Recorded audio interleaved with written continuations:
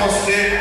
Ele não era nenhum homem novo, ele não era alguém como eu e você, ou alguns que estão aqui. Ele já tinha aproximadamente 75 anos de idade, já era para alguns velho, já era para alguns um homem que não poderia ter uma semente, mas Deus chega para ele e diz: Abrão, de ti, da tua esposa, chamada Sara aí,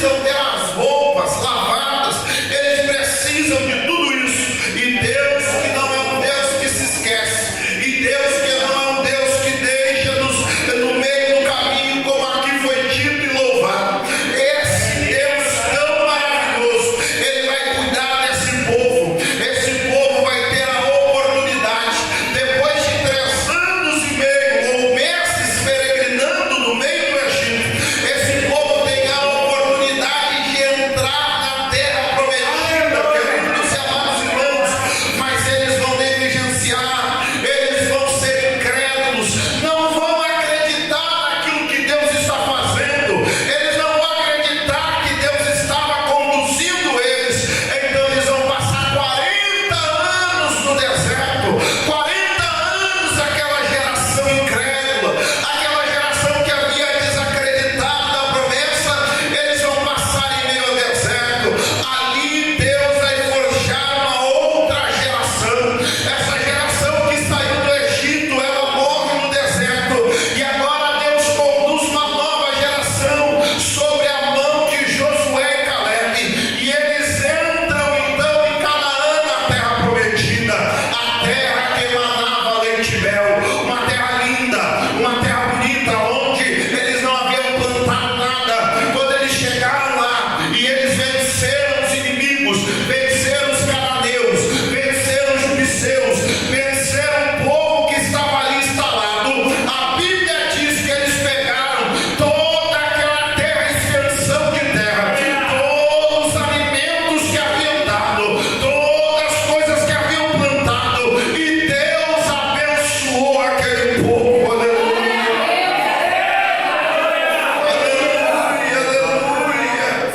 Queridos e amados irmãos, mas a Bíblia diz que a geração de Josué, ela morre, e quando a geração de Josué morre, começa o livro dos juízes. Os juízes se levantam então, e a Bíblia vai dizer que aquela geração que foi reunida aos seus pais, ou seja, morreu, outra geração se levantou, e depois deles, uma geração que não conhecia Deus. A geração que vem depois de Josué é uma geração que não conhece a Deus, e aqui começa o período de trevas. O período de juízes é um período de trevas, um período onde Israel, ele vai ter altos e baixos, vai viver uma vida aonde eles vão, quando tem juízes se levantavam, Deus levantava um juiz para libertar a nação permanecia na presença de Deus, mas era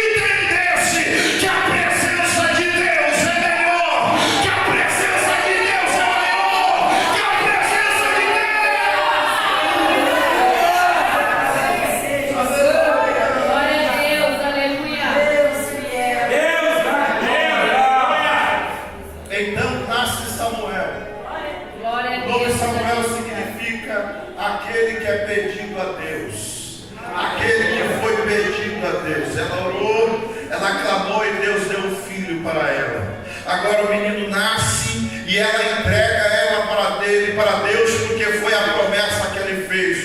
voto que ela fez. Então ela leva ao templo e ele permanece ali. Ele permanece orando, louvando e exaltando a Deus. Veja, ele tem 7 anos de idade, meu pastor, minha pastora, mas ele não deixa a presença de Deus. Oh, aleluia. Está todo mundo no templo falando errado, mas Samuel está seguindo certo. Está todo mundo na escola fazendo errado, mas ele aprendeu certo. Se tu ensinar o teu filho certo, pode estar todo mundo indo para a boca de fumo, mas ele vai para a escola para aprender.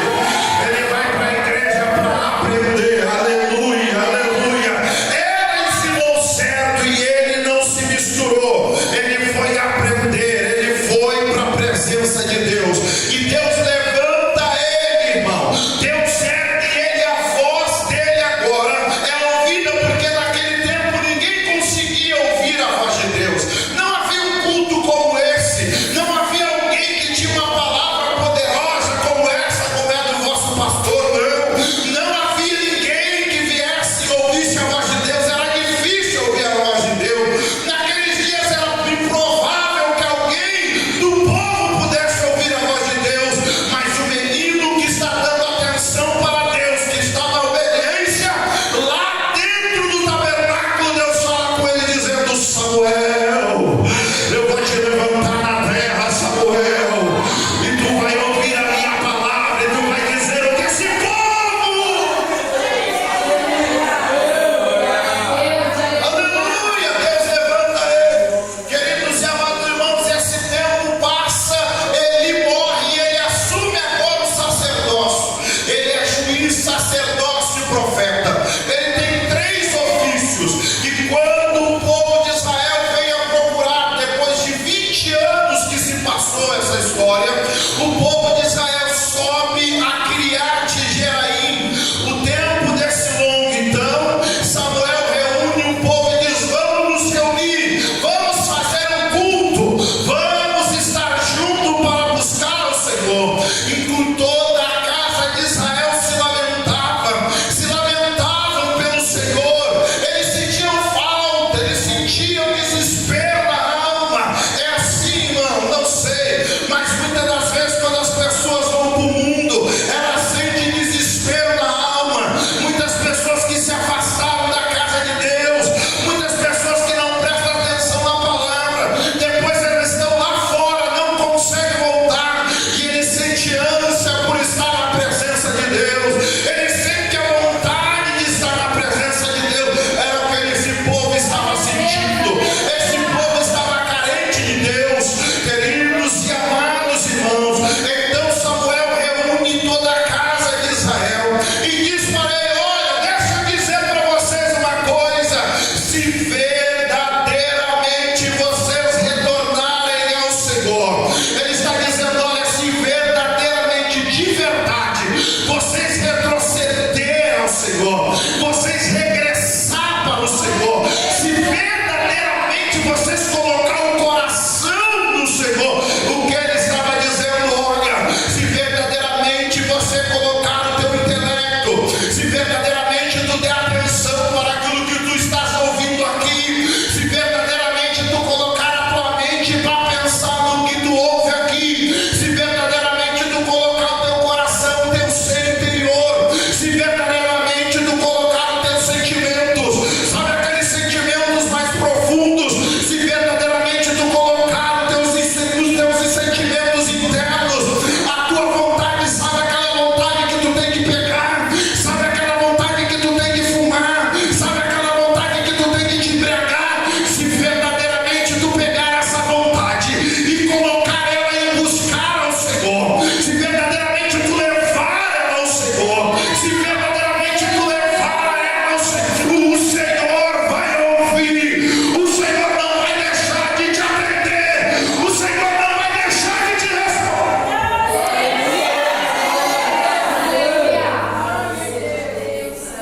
Aleluia, aleluia. Se verdadeiramente tu temeres ao Senhor teu Deus, e a Ele servires, e a Ele te apegares, e jurares pelo seu nome, Deuteronômio 10 e 20, em Salmo 37, 5 diz assim: entrega o teu caminho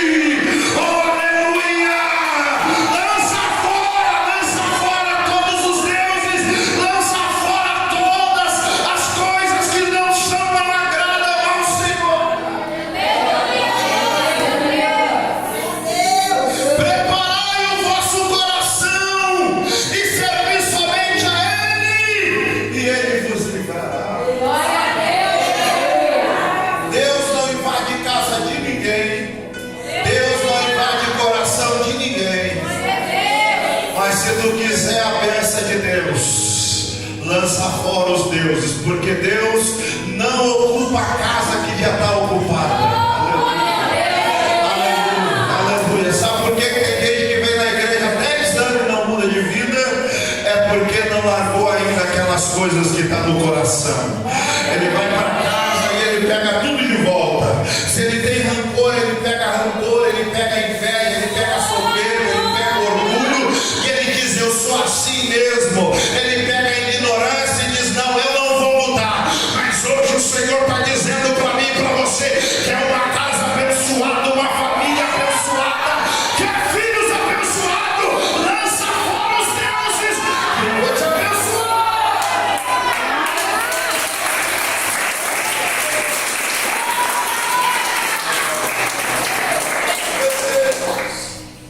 Então os filhos de Israel verdadeiramente puseram de lado. Sabe o que ele está dizendo? Verdadeiramente eles foram para casa e disseram: nunca mais isso vai entrar na minha casa. Nunca mais essas palavras vão sair da minha boca. Nunca mais essas atitudes vão estar na minha vida. A partir de hoje eu mudo a minha história e vou estar na presença de Deus. Oh, aleluia! Zacarias diz: não é por força nem por violência, mas é pelo meu Espírito. E o Espírito do Senhor está aqui para te convencer. O Espírito do Senhor está aqui para trabalhar na tua vida. O Espírito do Senhor está aqui para te ajudar.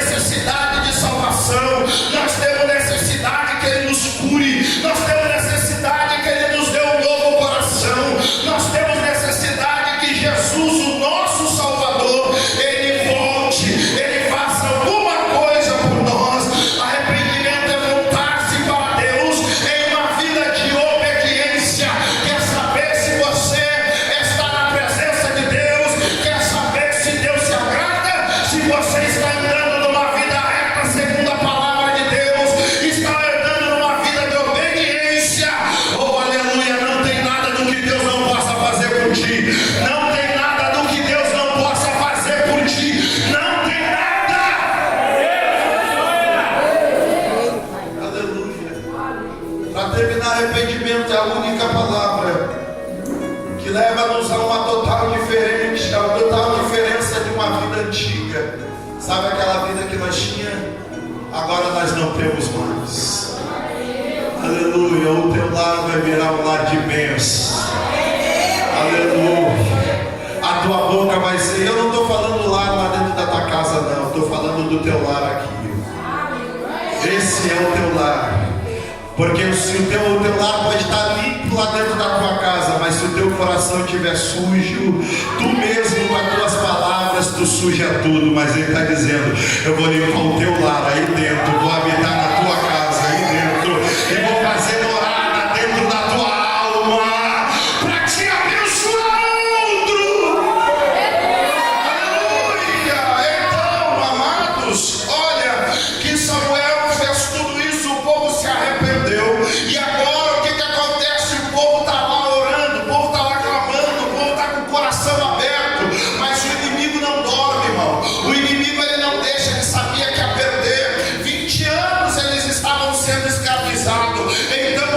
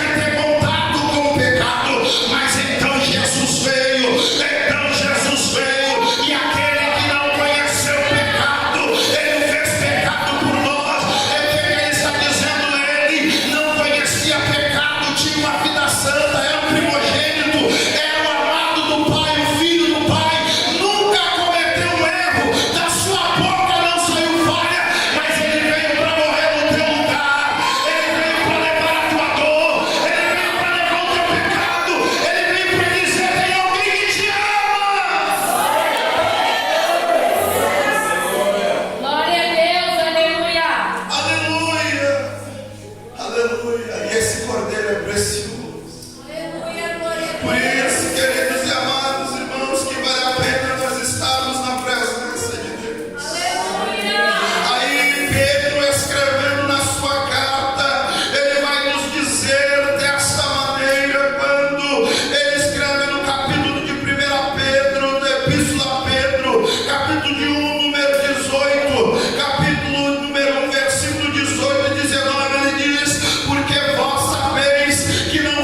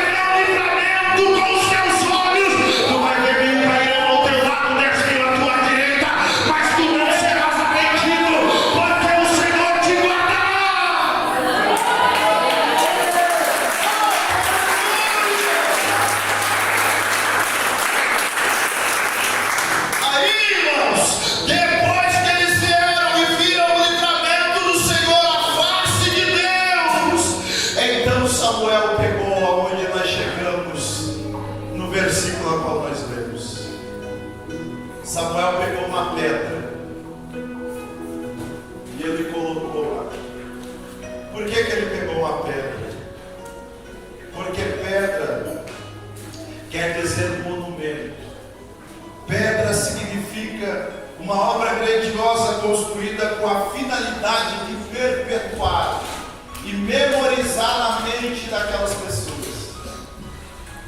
de que o Deus de Israel, que havia tirado eles da mão do Egito e da escravidão, o Deus de Israel que havia livrado eles de todos os inimigos, o Deus de Israel que havia perdoado os pecados deles, o Deus de Israel que havia dado livramento naquela situação, o Deus de Israel que havia aberto o mar vermelho, o Deus de Israel que havia lançado Jericó abaixo com suas muralhas, o Deus de Israel que havia dado casa, que havia dado família, que havia dado terra para eles plantar, que havia colocado a comida no prato deles, o Deus de Israel era o mesmo. Ele está dizendo: fica aqui esta pedra para garantir que vocês não vão esquecer que o Deus de Israel é quem dá o livramento. Oh, aleluia. Ele está dizendo: esta pedra vai ficar como testemunho, assim como Jacó pegou uma pedra depois que ele deitou a sua cabeça e fez daquela pedra como travesseiro, assim como Josué pegou 12 pedras depois que eles passaram o Jordão a pé, sem se molhar no tempo da seca, que ele levantou 12 pedras para fazer o monumento. Deus está dizendo pela vida de Samuel: vocês também se lembrarão que foi Deus quem estabeleceu vocês, foi Deus que trouxe vocês até aqui, foi Deus que deu livramento dos seus inimigos. Vocês não podiam fazer com o próprio braço, mas Deus amou você. Pedra também quer dizer a pedra angular. E a pedra representa o tipo de Jesus, dizendo que ele é o Cordeiro de Deus, mas também ele é a pedra. Aleluia. Louvado seja. Mas também ele é a pedra. Aleluia. Ele é a pedra. Ele é a pedra que nos garante a nossa salvação. Aleluia. Jesus e seu estabelecimento como a pedra angular, a morte, a ressurreição e a exaltação. Jesus morreu, Jesus teve uma vida de perfeita. Jesus morreu lá no Calvário, mas ao terceiro dia ele ressuscitou. Sabe o que quer dizer isso para nós? Sabe o que ele está dizendo? Que Jesus não está naquela pedra que colocaram. Quando Jesus morreu, eles tiraram o corpo de Jesus daquele ambiente de morte do Calvário e levaram Jesus e colocaram dentro de um sepulcro de pedra. Mas ao terceiro dia Jesus saiu de lá. Ao terceiro dia Jesus foi arrancado de lá. Por quê? Porque ele é a pedra viva, porque ele é a pedra que reina, porque também, queridos e amados irmãos, chegando para ele como uma pedra viva, reprovada de fato pelos homens, mas eleita e preciosa por Deus. Deus está dizendo: Israel não quis essa pedra, mas você que crê nessa pedra que é eleita por Deus, você que acredita nessa